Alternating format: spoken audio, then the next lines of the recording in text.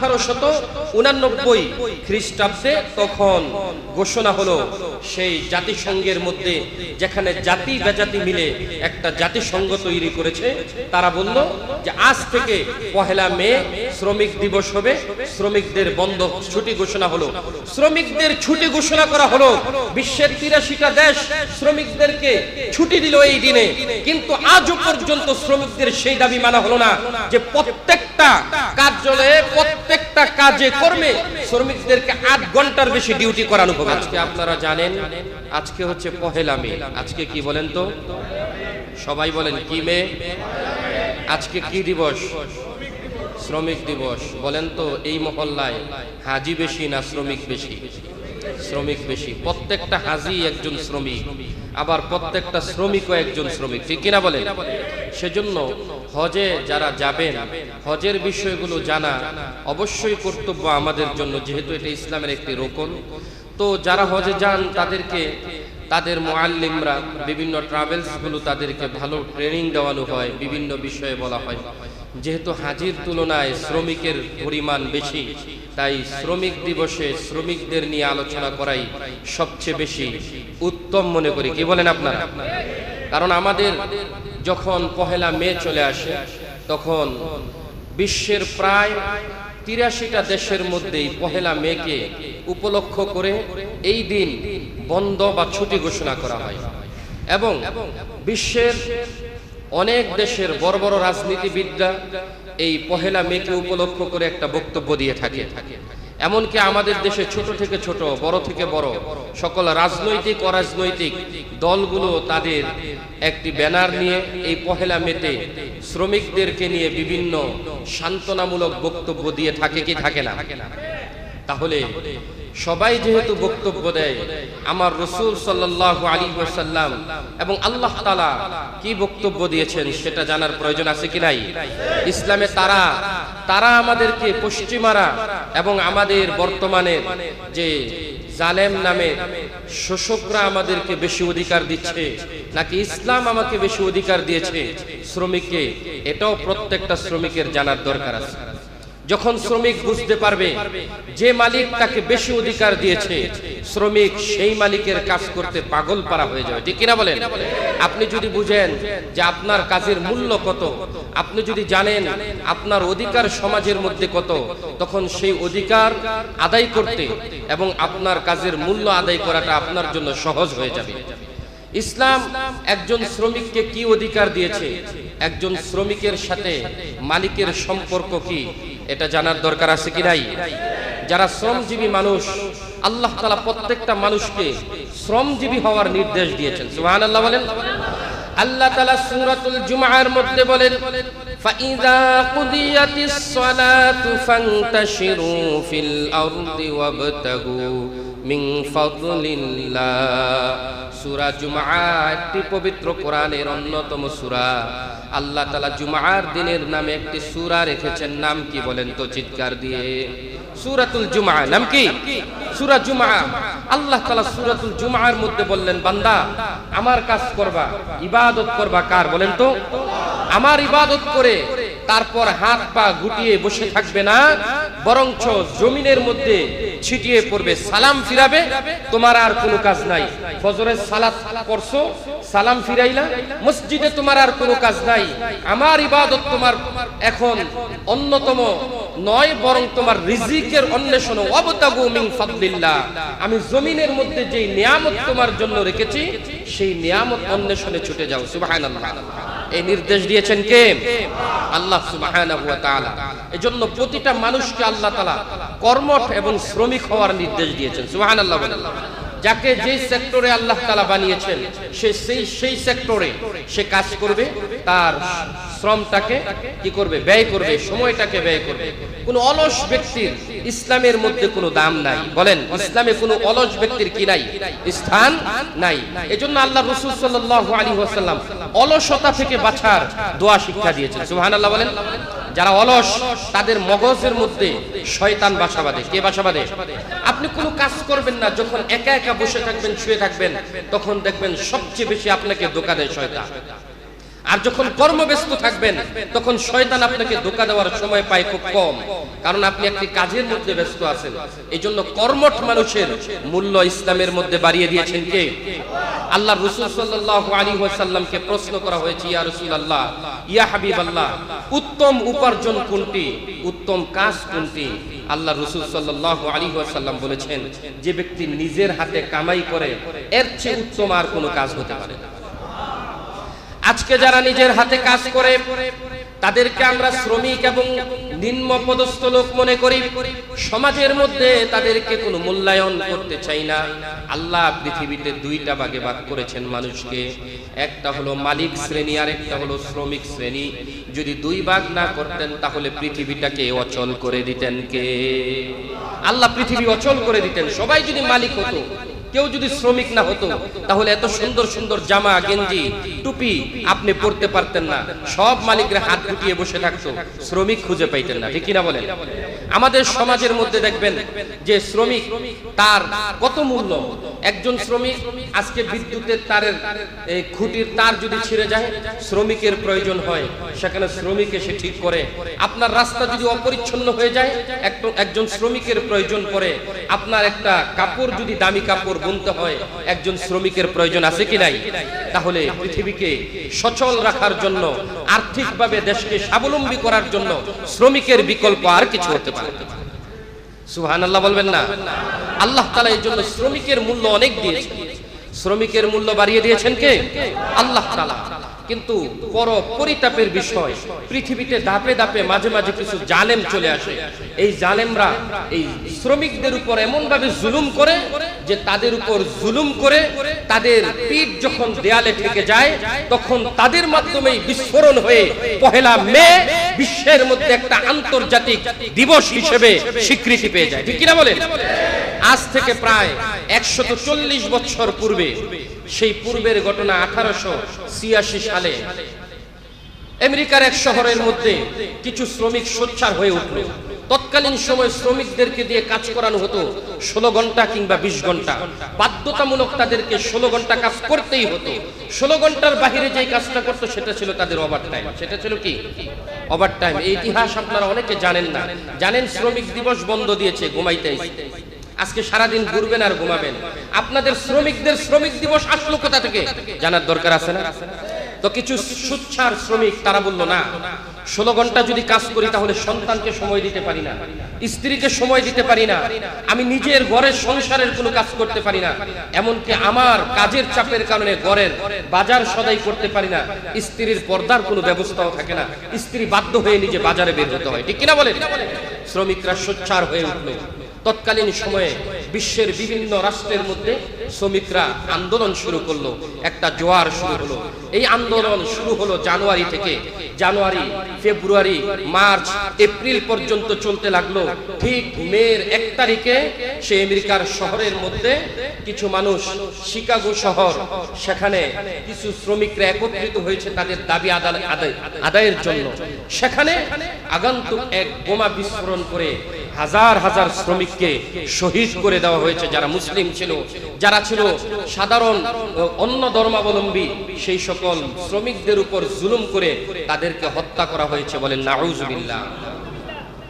বিশ্বের তৎকালীন সময়ের মোড়লদের তখন বিবেক নাড়া দিল, শ্রমিকরা যদি এভাবে আন্দোলন করতে থাকে, তাদের শ্রম ছেড়ে দিয়ে আন্দোলনে নেমে যায়, তাহলে আমাদের বিশ্ব অচল হয়ে যাবে। তাই তারা চিন্তা করলো শ্রমিকদের অধিকার মেনে নিতে হবে। তো শ্রমিকরা তখন স্লোগান তুললো, 8 ঘন্টা কাজ, 8 ঘন্টা বিশ্রাম, 8 ঘন্টা নিজের জন্য ব্যয় করতে হবে। 8 ঘন্টার বেশি কোনো শ্রমিক দিয়ে কাজ করানো যাবে না। দেখেন আমার রব কি করেছেন। আল্লাহ এমন এক মালিক, তিনি 24 ঘন্টা বান্দার জন্য দিয়েছেন। 24 ঘন্টার মধ্যে রব মাত্র 2 ঘন্টা মালিকের কাজ করতে বলেছেন, বাকি 22 ঘন্টা নিজের কাজের জন্য রেখে দিয়েছেন। সুবহানাল্লাহ বলবেন না? এর চেয়ে দয়াশীল মালিক আর কোথাও আপনি খুঁজে পাবেন না। সুবহানাল্লাহ বলেন। কিন্তু পৃথিবীর মালিকরা, তারা মালিকানা, ক্ষণিকের মালিকানা পেয়ে মানুষকে 20 ঘন্টা পর্যন্ত মেহনত করাতো। মানুষগুলো দুর্বল হয়ে যেত। একজন যুবক 40 বছর 50 বছর বাঁচত না, সে মারা যাইত, তার শরীর আর কুলাতে পারত না।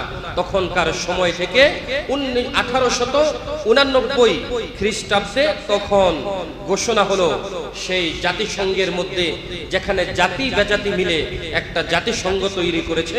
তারা বলল যে আজ থেকে 1 মে শ্রমিক দিবস হবে, শ্রমিকদের বন্ধ ছুটি ঘোষণা হলো। শ্রমিকদের ছুটি ঘোষণা করা হলো।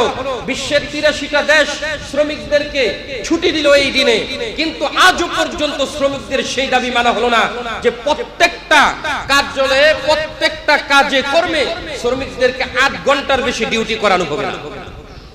আজও পর্যন্ত কেউ কার্যক্রম করে নাই। সেজন্য শ্রমিকদের এই যে আজকে আপনাদের 1 মে ছুটি হয়েছে, আগামী শুক্রবার ছুটির দিন আপনাদের উপর জুলুম করে আপনাদের সেই ওভারটাইম করায় নিবে। এই হচ্ছে তাদের জুলুমবাজি। আল্লাহ তাআলা এই সকল জালেমদের ব্যাপারে বলেছেন যে ইন্নাজ জুলমা, নিশ্চয়ই জুলুমটা কিয়ামতের দিন বড় জুলুমের আকারে ধারণ করবে। প্রত্যেক জালেমের বিরুদ্ধে আমি আল্লাহ তাআলা নিজে বাদী হয়ে দাঁড়াবো। সুবহানাল্লাহ। আল্লাহ সুবহানাহু ওয়া তাআলা বলেন যে 3 ব্যক্তির পক্ষে আমি আল্লাহ তাআলা দাঁড়াবো কিয়ামতের দিন। কয় ব্যক্তির পক্ষে?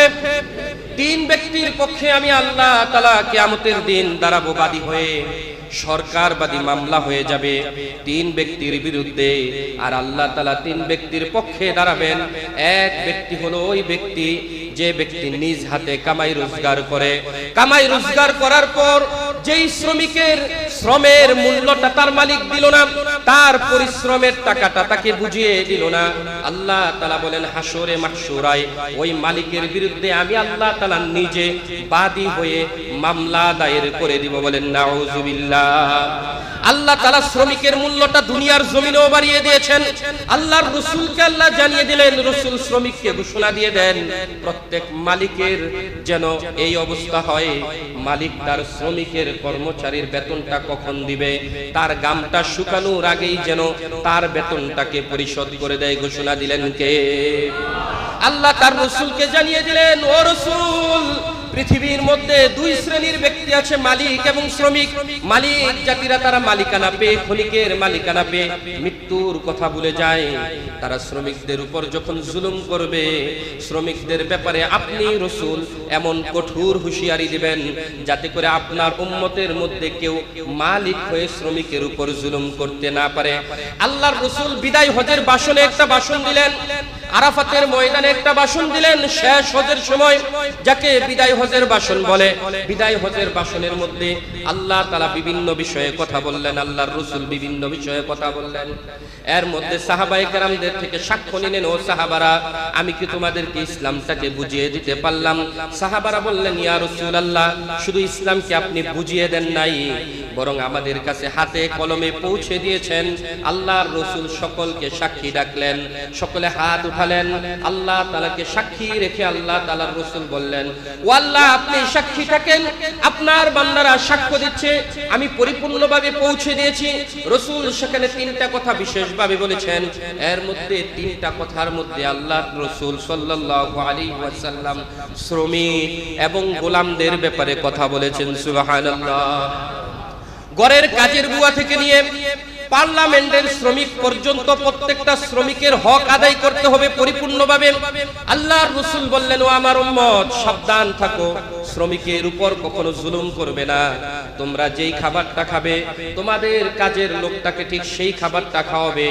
তোমরা যেই কাপড় পরিধান করবে, তোমাদের কাজের লোকটাকে সেই কাপড় পরিধান করাবার নির্দেশ দিয়েছেন কে? এজন্য মুহাম্মদুর রাসূলুল্লাহ সাল্লাল্লাহু আলাইহি ওয়াসাল্লাম ইন্তেকালের পূর্বে 2টা কথা বললেন, জবান দিয়ে, বুখারীর riwayat। আল্লাহর রাসূল বললেন, as-সালাত as-সালাত। 1 নম্বর কথা হলো, উম্মত, সালাত ছেড়ে দিও না। 2 নম্বর হলো, ওয়া মা মালাকাত আইমানুকুম, উম্মত, তোমাদের অধীনস্থ যারা রয়েছে তাদের ব্যাপারে ভয় করো, তাদের উপরে কখন জুলুম করো না। নির্দেশ দিলেন কে? মুহাম্মদুর রাসূলুল্লাহ সাল্লাল্লাহু আলাইহি ওয়াসাল্লাম। এর সম্মানটা ইসলামের মধ্যে বাড়িয়েছেন কে? সবচেয়ে শ্রমিকের অধিকার আল্লাহ তাআলা দিয়েছেন। যে ব্যক্তি শ্রমজীবী হয়, ওই ব্যক্তির কামাইটার মূল্য আল্লাহ তাআলার কাছে আছে। যে ব্যক্তি নিজ হাত দ্বারা কামাই রোজগার করে, যে ব্যক্তি খাবার খায়, আল্লাহর রাসূল বললেন কারো গায়ের ভিতরে যদি যাররা পরিমাণ হারাম প্রবেশ করে ওই ব্যক্তির শরীরটা জাহান্নামে যাবে, সে জান্নাতে যাবে না। আল্লাহর রাসূলকে প্রশ্ন করা হলো, ইয়া রাসূলুল্লাহ, সবচেয়ে উত্তম এবং হালাল খাবার কি? আল্লাহর রাসূল বললেন, ও উম্মত জেনে রাখো, সবচেয়ে উত্তম এবং হালাল খাবার হচ্ছে ওই খাবারটা যে ব্যক্তি নিজে পরিশ্রম করে নিজ হাত দ্বারা কামাই করে। আল্লাহু আকবার বলেন। তাহলে যারা পরিশ্রম করে তারা সবচেয়ে বেশি হালাল খাবার খাচ্ছে, ঠিক কিনা বলেন? একজন রিকশাওয়ালার শ্রমের টাকার চেয়ে হালাল আর কোনো টাকা হতে পারে না, ঠিক কিনা বলেন? একজন ঠেলা গাড়িওয়ালার ঠেলে খাওয়া টাকার চেয়ে বেশি হালাল কোনো টাকা আর হতে পারে না। এজন্য আল্লাহর রাসূল সাল্লাল্লাহু আলাইহি ওয়াসাল্লাম অলসতা থেকে বাঁচার জন্য নির্দেশ দিয়েছেন প্রত্যেকটা মানুষ যেন শ্রমজীবী হয়ে যায়। সাহাবীদের থেকে নিয়ে নবীদের থেকে নিয়ে সব ব্যক্তি ছিলেন শ্রমজীবী, সকলে নিজে নিজে কাজ করে খাইতেন। সুবহানাল্লাহ। আল্লাহ তাআলা তার সকল নবীদের চেয়ে সম্মানিত করে আর কোন পৃথিবীতে মানুষ পাঠাইছেন বলেন? নবীদের চেয়ে সম্মানিত আর কোন মানুষ ছিল? কিন্তু প্রত্যেক নবীকে আল্লাহ তাআলা শ্রমিক বানিয়েছেন। সুবহানাল্লাহ বলেন। আরো জোরে বলেন সুবহানাল্লাহ। কোন নবীকে আল্লাহ তাআলা কৃষক বানিয়েছেন, কোন নবীকে আল্লাহ তাআলা কামার বানিয়েছেন, কোন নবীকে আল্লাহ তাআলা কুমার বানিয়েছেন, কোন নবীকে আল্লাহ তাআলা রাখাল বানিয়েছেন। আল্লাহ তাআলার রাসূল সাল্লাল্লাহু আলাইহি ওয়াসাল্লামের এক সাহাবী বলেন, ইন্নাল্লাহা বা'আসা নাবিয়ান ইল্লা রাইনা গনিয়ান, যে কোন নবীকে আল্লাহ তাআলা প্রেরণ করে নাই যে ওই নবীকে পাঠাইলেন কিন্তু তাকে রাখাল বানায় নাই। আল্লাহু আকবার। কোন নবীকে আল্লাহ তাআলা এমন ভাবে পাঠাই নাই যেই নবী রাখাল হয় নাই, অর্থাৎ কাজ করে নাই, কষ্ট করে নাই, এমন কোন নবী নাই। আপনি আসেন আদম সফিউল্লাহ, হযরতে আদম আলাইহিস সালাতু ওয়াস সালাম দুনিয়ার জমিনে প্রথম আসার পর আল্লাহ তাআলা আদমকে নির্দেশ দিলেন যেন জমিনের মধ্যে শস্য রোপণ করে নিজ হাতে চারা বীজগুলো রোপণ করেছেন হযরতে আদম আলাইহিস সালাতু ওয়াস সালাম। তিনি নিজে চাষাবাদের কাজ করেছেন। তাই হযরতে আদম আলাইহিস সালাতু ওয়াস সালাম কৃষি কাজের শিক্ষা আমাদেরকে দিয়েছেন। হযরতে ইব্রাহিম আলাইহিস সালাতু ওয়াস সালাম কাঠুরির কাজ করেছেন, বন জঙ্গলের মধ্যে গিয়ে কাঠ কাটতেন আর সেগুলো কেটে কেটে বাজারে বিক্রি করতেন। সেই কাঠের টাকা দিয়েই তিনি সংসার পরিচালনা করতেন। হযরতে দাউদ আলাইহিস সালাতু ওয়াস সালাম একজন রাষ্ট্রপ্রধান ছিলেন, একজন রাজা ছিলেন। ছোটখাটো রাজা ছিলেন না, অর্ধেক জাহানের রাজা ছিলেন। তারপরেও হযরতে দাউদ আলাইহিস সালাতু ওয়াস সালাম অলসভাবে বসে থাকেন নাই, তিনি একজন শ্রমিক ছিলেন। তিনি একজন কি ছিলেন? শ্রমিক ছিলেন, কাজ করে খাইতেন, অলস বসে থাকে নাই। যারা অলস বসে থাকে তাদের শয়তানে তাদের মাথার মধ্যে শয়তান পায়খানা করে দেয়, ঠিক কিনা বলেন? তখনই তারা চিন্তা করে যে যারা কর্ম করেছে, যারা কাজ করেছে, টাকা উপার্জন করেছে, তাদের উপর হামলা দিয়ে তারা টাকা ছিনতাই করে নিয়ে যায়। তখন তারা অলসভাবে বসে থেকে চিন্তা করে কিভাবে বসে বসে টাকা উপার্জন করা যায়, ঠিক কিনা বলেন? এজন্য হযরতে দাউদ আলাইহিস সালাতু ওয়াস সালাম রাজা হওয়ার পরেও কাজ করেছেন। কি কাজ? এই যে লৌহ বর্ম ছিল, তিনি লৌহ বর্ম বানাতেন, তিনি তলোয়ার বানাতেন। অর্থাৎ আল্লাহ তাআলা তাকে এত মুজিজা দিয়েছেন যে লোহাকে হাতের মধ্যে নেওয়ার পর লোহাটা গলে যাইত। সুবহানাল্লাহ বলেন। এমন ভাবে গলে যাইত, ওই লোহা দিয়ে তিনি যা ইচ্ছা তা বানাতে পারতেন। দা, বটি, ছুরি, তলোয়ার, এইভাবে সব কিছু তিনি বানিয়ে বানিয়ে বাজারে বিক্রি করে ওই টাকা দিয়ে তার সংসার চালাতো। সুবহানাল্লাহ বলেন। হযরতে মুহাম্মদুর রাসূলুল্লাহ সাল্লাল্লাহু আলাইহি ওয়াসাল্লামের জীবনীর দিকে তাকান। রাসূলুল্লাহর জীবনীতে পাওয়া যায় রাসূলুল্লাহর ঘরের মধ্যে কোনো খাবার নাই, হাসান হুসাইনের ঘরের মধ্যেও কোনো খাবার নাই।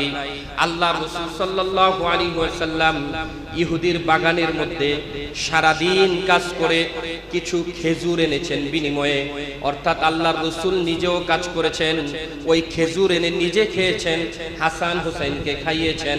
তারপর আল্লাহর রাসূল কারো কাছে হাত পাতে নাই, অলস অবস্থায় বসে থাকে নাই, অর্থাৎ কাজ করে খেয়েছেন। এটাই ছিল রাসূলের শিক্ষা, এটাকেই বলে নবীর শিক্ষা, করোনা ভিক্ষা, শ্রমজীবীর নাও দীক্ষা, ঠিক কিনা বলেন? এই জন্য শ্রমিকদের মূল্য আল্লাহ তাআলা যে কত বাড়িয়েছেন এটা শ্রমিকরা নিজেরাও বোঝে না। ইসলাম তাদেরকে যতটা অধিকার দিয়েছে, যতটা সম্মান করেছে, এর চেয়ে বেশি সম্মান এবং অধিকার আল্লাহ তাআলা মনে হয় না আর কোন খাবারের মধ্যে, আর কোন ব্যক্তির মধ্যে আল্লাহ তাআলা দিয়েছেন। সুবহানাল্লাহ। শ্রমজীবীর প্রত্যেকটা গামের বিনিময়ে দান করেন আল্লাহ নিজে। সুবহানাল্লাহ বলেন, আরো জোরে বলেন সুবহানাল্লাহ। এজন্য আমাদেরকে কঠোর পরিশ্রমী হতে হবে।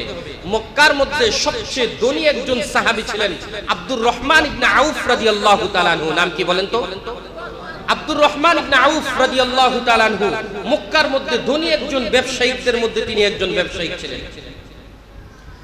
যখন হিজরত করে আল্লাহর রাসূল মদিনায় গেলেন, সাহাবায়ে কেরাম মদিনায় গেলেন, মদিনার সাহাবীদেরকে বলা হয় আনসার, আর যারা হিজরত করে গিয়েছেন তাদেরকে বলা হয় মুহাজির।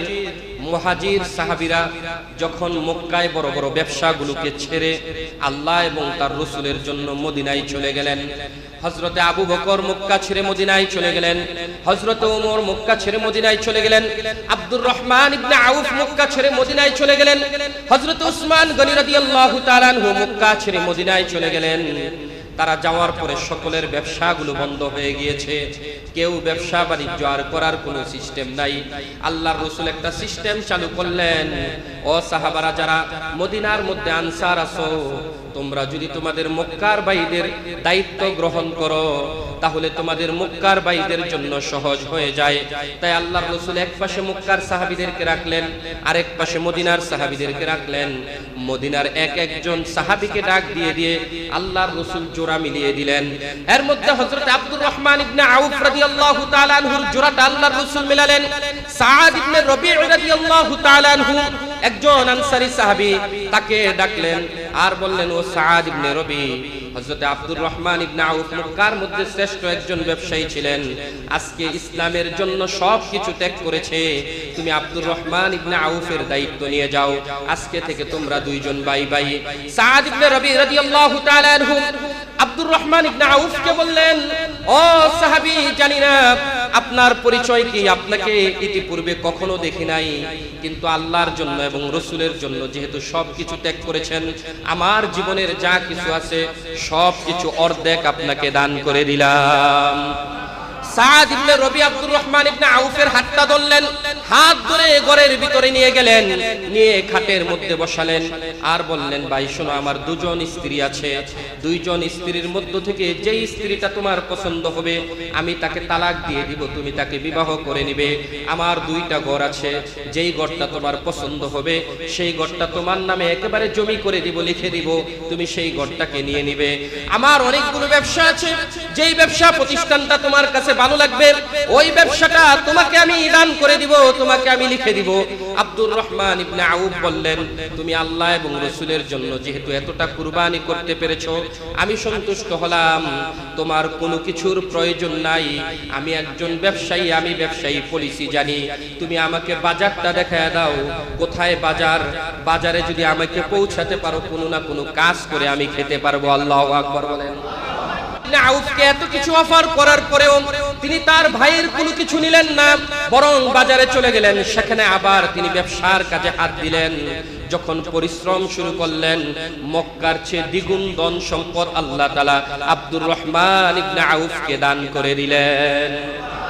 তাহলে দেখেন তিনি পরিশ্রম করেছেন। আমাদের কাউকে যদি গাইবান্ধা থেকে আসার পরে কোনো বাড়িওয়ালা বলে, ভাই তোমার আমার খুব পছন্দ লাগছে, তুমি 5 ওয়াক্ত নামাজ পড়ো, আমিও নামাজ পড়ি, আমার 2টা স্ত্রী থেকে তুমি একটা স্ত্রী নিয়ে যাও, আমার 2টা বিল্ডিং থেকে তুমি একটা বিল্ডিং নিয়ে যাও, আমার এখানে 100% জায়গা থেকে তুমি 50% জায়গা নিয়ে যাও, তখন দেখবেন আমাদের হৃদয়ের প্রফুল্লতার আর কোনো শেষ থাকে না, ঠিক কিনা বলেন? তখন কি আর বলবো যে আমাকে সময় দেন, 1 মাসের পরে ভাড়া দিব, গার্মেন্টসের মধ্যে কাজ করে নেই, এই কথা বলবো না, তখন আমরা দখলে নেমে যাব। কিন্তু সাহাবেদের আদর্শ কি ছিল, যে মানুষের অবদানে অনুদানে চলতে রাজি নয়, আল্লাহ হাত দিয়েছেন, হাত দ্বারা মেহনত করে খাবো, এর চেয়ে উত্তম রিজিক পৃথিবীতে আর কিছু হতে পারে না। এজন্য যারা শ্রমজীবী শ্রমিক, যারা হাত দ্বারা কামাই করেন, এর চেয়ে হালাল রিজিক পৃথিবীর জমিনে আর কিছু নাই। আল্লাহর রাসূল সাল্লাল্লাহু আলাইহি ওয়াসাল্লাম শ্রমিক হওয়ার নির্দেশ দিচ্ছেন, কর্মজীবী হওয়ার নির্দেশ দিচ্ছেন। এইজন্য সম্মানিত ভাইয়েরা আমার, যুবকরা আমার, যারা অলস জীবন যাপন করি তাদেরকে প্রতিজ্ঞাবদ্ধ হতে হবে যে অলসতার মধ্যে আল্লাহ তাআলা রিজিক রাখে নাই, বরকত রাখে নাই, কর্মের মধ্যে বরকত রেখেছেন কে? এজন্য পরিশ্রমই বলা হয়, পরিশ্রমই সফলতার চাবিকাঠি। আরো জোরে বলেন, পরিশ্রমই সফলতার কি চাবিকাঠি। আপনি যত পরিশ্রমী হবেন আপনি তত রিচ হতে পারবেন, আপনি তত ধনী হতে পারবেন, তত আপনি এগিয়ে যেতে পারবেন। সেজন্য আমরা পরিশ্রমী হব তো ইনশাআল্লাহ। এক ব্যক্তিকে বলা হয়েছে যে রিজিকের মালিক হচ্ছেন আল্লাহ। রিজিকের মালিক কে? বক্তা ঠিক আমার মতোই ওয়াজ করতেছে যে রিজিকের মালিক আল্লাহ, তোমরা টেনশন করো না, আল্লাহ প্রত্যেক মানুষের রিজিক পৌঁছে দিবে। আসলে বলেন তো, রাজ্জাক রিজিকের মালিক একমাত্র কে? আরো জোরে বলেন, রিজিকের মালিক কে? আরো জোরে বলেন, রিজিকের মালিক কে? ওমা মিন দাব্বাতিন ফিল আরদি ইল্লা আলাল্লাহি রিজকুহা। আল্লাহ তাআলা বলেন যে পৃথিবীর মধ্যে যত প্রাণী আছে, যা কিছু আছে, সবার রিজিকের দায়িত্ব আমি আল্লাহর হাতে। সুবহানাল্লাহ। এই ওয়াজ শোনার পর যুবক মসজিদে চলে গেল, এখন নামাজ পড়া শুরু করছে, আর চিন্তা করতেছে রিজিকের মালিক কে? আরো জোরে বলেন, রিজিকের মালিক কে? আল্লাহ। নামাজ পড়ে আর পিছনের দিকে তাকায় নামাজ শেষ করে কইরা যে দেখে রিজিক আসে কি। এইভাবে নামাজ পড়তে পড়তে 3 দিন কাইটে গেল। কয়দিন? রিজিক আসে না। 3 দিন পরে দেখলো যে মসজিদের বারান্দায় একজন ব্যক্তি বসে বসে খাবার খাচ্ছে। তো সে চিন্তা করলো, মনে হয় রিজিক আমার চলে আসছে, তো রিজিকের জন্য একটু চেষ্টা, একটু কি করা যায়, উনি মনে হয় আমাকে দেখে নাই। তাই সে মোনাজাত শেষ করে পিছনের দিকে তাকায়া জোরে একটা কাশি দিল। একটা কি দিল? তো বারান্দার লোকটা দেখা দেখলো ভিতরে একজন লোক আছে, সে এমন একটা বাপ ধরছে, সে অনেক দিন যাবত খাবার খায় নাই, আর তার চেহারাও দেখা যাচ্ছে তার গালগুলো ভিতরে গর্তের মধ্যে চলে গেছে, চোখগুলো গর্তে চলে গেছে, তার শরীরটা, ঠোঁটটা শুকিয়ে গেছে। দেখতে বোঝা যায় যে মানুষটা 3 দিন যাবত খাবার খায় না মনে হয়। তাই দয়াদ্র হয়ে তাকে ডাকলেন, বারান্দায় বসায় তার খাবার থেকে কিছু খাবার খাওয়াইলেন। তো সে চিন্তা করলো রিজিকের মালিক আল্লাহ, তবে 3 দিন ইবাদত করতে হয়। কয়দিন? 3 দিন ইবাদত করতে হয়। ঘর থেকে বের হয়েছে মাগরিবের নামাজ পড়ে, রিজিক খেয়ে, ঠিক এমন সময় দেখে পাশের মহল্লায় আবার ওই বক্তাই ওয়াজ করছে। ওই বক্তা ওয়াজ করে সেখানেও রিজিক সম্পর্কে আলোচনা করতেছে। তো এক পর্যায়ে তিনি বলতেছেন, রিজিকের মালিক কে? আল্লাহ। তখন ওই লোক দাঁড়ায় গেল যে হুজুর শোনেন, রিজিকের বয়ান করবেন, একটু ব্যাখ্যা বিশ্লেষণ করে তারপরে কইরেন যে এইভাবে বলবেন যে রিজিকের মালিক আল্লাহ, 3 দিন আল্লাহর ইবাদত করতে হয়, তারপরে কাশি দিতে হয়, তারপরে বারান্দায় খাইতে হয়। তারপরে কি করতে হয়? বারান্দায় এসে খাইতে হয়। এমনি এমনি রিজিক না, আসলে রিজিকের মালিক আল্লাহ।